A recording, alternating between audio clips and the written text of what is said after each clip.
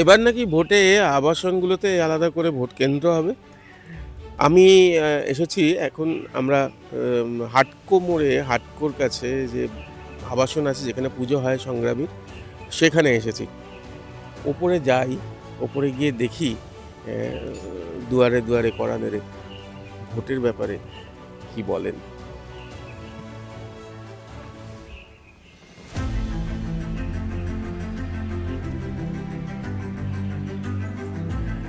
উল্টোডাঙা হাটকোয় আবাসন। আবাসনে দুয়ারে, দুয়ারে আ টোকা মারি।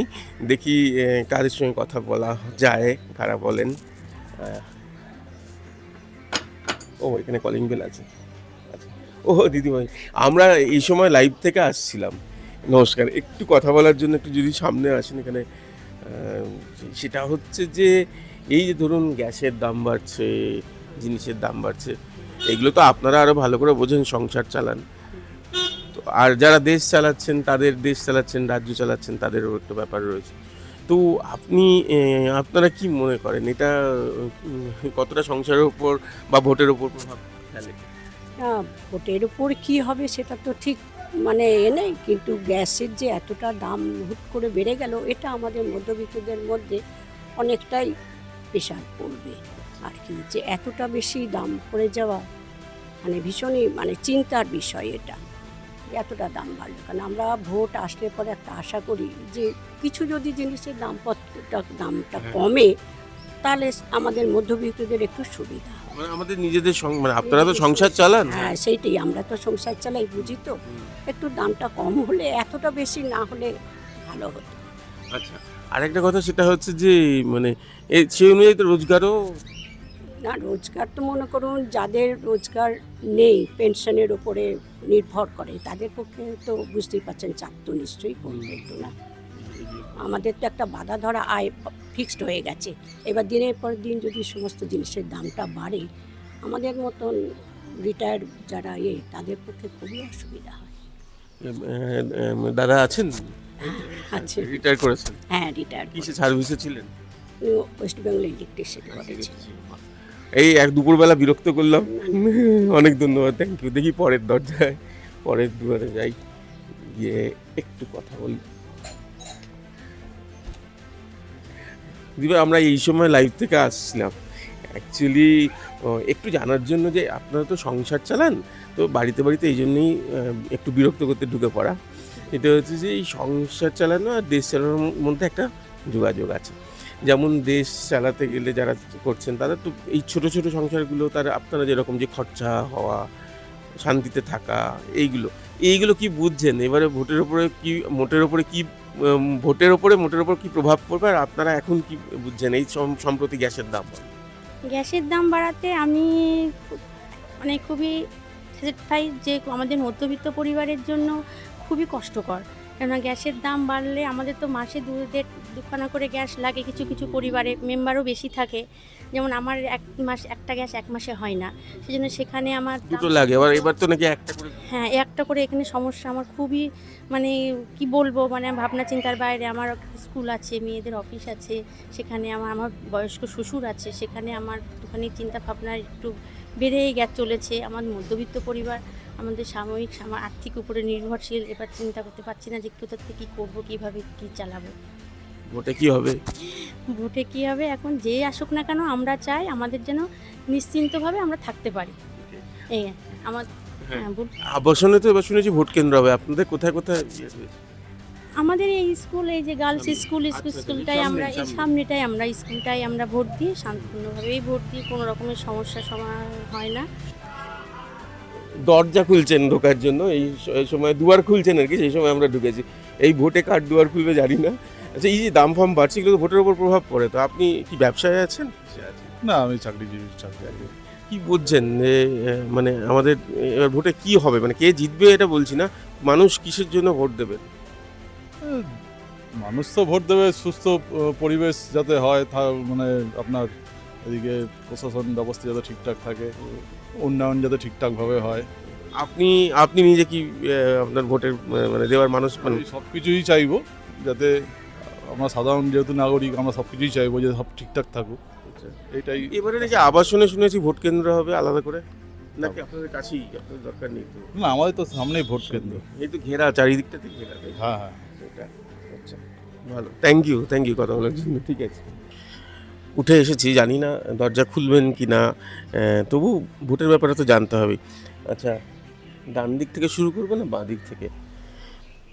এই ব্যাপারে অন্তত বামপন্থী হই, দেখা যাক। কেউ আছেন? একটু যদি আসেন দিদি, আমরা এই সময় লাইভ থেকে আসছিলাম, একটু যদি আসেন একটু কথা বলতাম।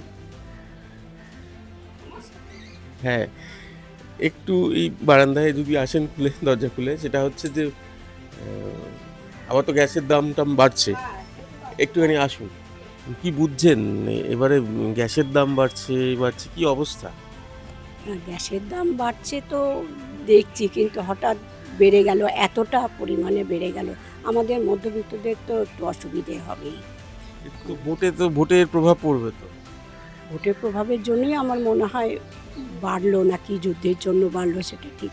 না, যে আপনারা আপনি যখন ভোট দেন তখন কি ভোটের মানে এটা মাথায় থাকে যে আমাদের যদি আনাজের দাম কমে, গ্যাসের দাম, তাই তো? হ্যাঁ, নিশ্চয়ই আমরা সাধারণ মানুষ, আমরা একটু আশা করি যে জিনিসপত্রের দাম একটু কমবে, আমাদের সাধ্যের মধ্যে যাতে হয়, সেটাই মানে আমরা আশা করি। এবার তো শুনছি আবাসনেও বোধহয় ভোট কেন্দ্র, আপনাদের যেতে হবে না, এখানেই বোধহয় ভোট কেন্দ্র করবে। আমাদের তো স্কুলেই ভোট সামনে? হয়, হ্যাঁ একদম সামনেই ভোট হয়। ঠিক আছে, দুপুরবেলা বিরক্ত করলাম বলার জন্য, ঠিক আছে, থ্যাংক ইউ কথা বলার জন্য এই সময়।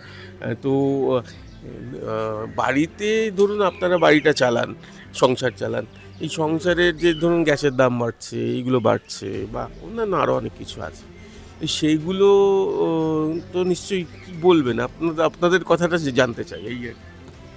গ্যাসের দাম বাড়ছে, আমি তো গ্যাস একদম আগেই অলরেডি বুক করা ছিল, আমি এখন বুক করিনি এখনও, সেটা আমি কনফার্ম নই যে গ্যাসের দাম বেড়েছে না কমেছে। আর সংসারে আমাদের নিয়মিত যেমন আমাদের চালাতে হয় সেরকমভাবেই আমরা চলি। এই যে ভোট আসে তখন তো মাথায় এগুলো কাজ করে যে আমরা সংসার চালাবো, যে এমন সরকার আসুক যে আমাদের। হ্যাঁ, অবশ্যই, যে সরকার আসবে সেই সরকার যেন আমাদের পাশেই থাকে, সে যেই আসুক না কেন। এমনি আবাসনে কিরকম অবস্থা? আমাদের আবাসন হ্যাঁ ভালো, খারাপ নয়, খুবই ভালো, জল সার্ভিস ভালো, ইলেকট্রিক সার্ভিস ভালো, দেখাশোনা সবই ঠিক আছে। ভোট দেবেন যখন তখন তো এগুলো মাথায় থাকেই, তাই তো? হ্যাঁ, অবশ্যই মাথায় সব কিছু নিয়েই তো একটা ভোট দেওয়ার চিন্তা ভাবনা থাকে। ঠিক আছে, অনেক ধন্যবাদ এটা বলার জন্য। আবাসন এখানে দেখছি যে গাছে গাছে ভর্তি। এই আবাসনের এই যে ফ্ল্যাটটি রয়েছে এখানে খুব কম বয়সে একজন তরুণ, আমার মনে হচ্ছে প্রকৃতি প্রেমিক, পরিবেশ পছন্দ করেন। ভাই, আমরা এই সময় লাইভ থেকে আসছিলাম, তো দেখছি যে গাছ, খুব ভালো ভালো গাছ তুমি লাগিয়েছো। তো তুমি কি ভোট দাও তো? হ্যাঁ, ভোট তো দিই। আচ্ছা, তো এই আমার 26 বছর বয়স, আচ্ছা, তো আচ্ছা। এইটা নিয়ে প্রায় 3-4 নম্বর ভোট হবে আমার। তুমি কি ভোট দেওয়ার সময় গাছেদের কথা মাথায় রাখো, যে পরিবেশটা যাতে ভালো হয়? হ্যাঁ, এইটা তো একদম মানে পরিবেশটাকে নিয়ে সবসময় মানে সচেতন ছিলাম আর আছি, তার জন্য এই গাছের প্রতি ভালোবাসা। কি মনে হয় বিশ্বে বা আমাদের এখানে কি আগের থেকে এই ব্যাপারটা নিয়ে একটু ভাবনা চিন্তা হচ্ছে? অনেকটাই বেড়েছে আগের থেকে, মানুষ এখন বেশি অনেক সচেতন, কারণ বিভিন্ন মানে এনভায়রনমেন্টের প্রবলেমের জন্য মানুষ এখন অনেক বেশি গাছ লাগাচ্ছে, এবং বিভিন্ন এই সরকারি যত প্রকল্প হচ্ছে তার মধ্যে গাছের জিনিসপত্র তুলে ধরা হচ্ছে। আর আবাসনগুলো কি মনে হয়, এই কংক্রিটের জঙ্গল, কিন্তু সেখানে একটুখানি যদি গাছ লাগানো যায়, অনেকের দিকে সেটা করছে, মানে বাড়িতে ছাদ বাগান করছে, তাই তো? এটা একটা খুব ভালো ইনিশিয়েটিভ, ছাদ বাগান, তারপর মানুষ বিভিন্ন রকমের ইনডোর প্ল্যান্টের প্রতি মন দিচ্ছেন। ইন্টারনেটে এখন অনেক বেশি কিছু জানা যায় গাছের ব্যাপারে, তো তার জন্য এই জিনিসগুলো অনেক এগিয়ে আছে এখন গাছের ব্যাপারটা। তাহলে ভোটে কি হবে? পরিবেশ জিতবে, পরিবেশ জিতবে, গাছ জিতবে। গাছ জিতবে। ভোটে যখন যাবেন ভাই, যান, অনেকে অনেক কারণেই তো দেন, গাছের জন্য ভোট দেন। এই আবাসনে এসে এটা ভাবিনি পেয়ে যাব, আবাসন কংক্রিটের জঙ্গল বলে অনেকে, কিন্তু এখানে দেখলাম না, এই প্রাণের স্পন্দন, পরিবেশের স্পন্দন রয়েছে এখানে। আমরা মতামত নিচ্ছি এই কারণেই, যাতে যারা অন্দরমহলে থাকেন, যারা একদম ঘরের ভেতরে থাকেন, যারা সংসার চালান, এই সংসার, ছোট ছোট সংসার নিয়েই তো একটা দেশ তৈরি হয়। আর এই যেমন এই আবাসনটা দূর থেকে দেখতে পাচ্ছেন, এই আবাসন, সেই আবাসনটা যেন আমার কাছে একটা দেশের মতোই। আর সেই দেশ চালাতে গেলে বা সেই দেশে কী ভবিষ্যৎ জানতে গেলে তো এনাদের মতামত নিতেই হয়, না হলে সম্পূর্ণ হয় না। তাই সে কারণেই এই দুয়ারে দুয়ারে যাওয়া, দুয়ারে দুয়ারে আসা। আর যারা দুয়ার খুললেন তাদের ধন্যবাদ, যারা খুললেন না তাদেরও ধন্যবাদ। মনের দুয়ারটা তো খুলছেন, এটাই অনেক। রিক্তমের সঙ্গে প্রীতম দে, এই সময় লাইভ।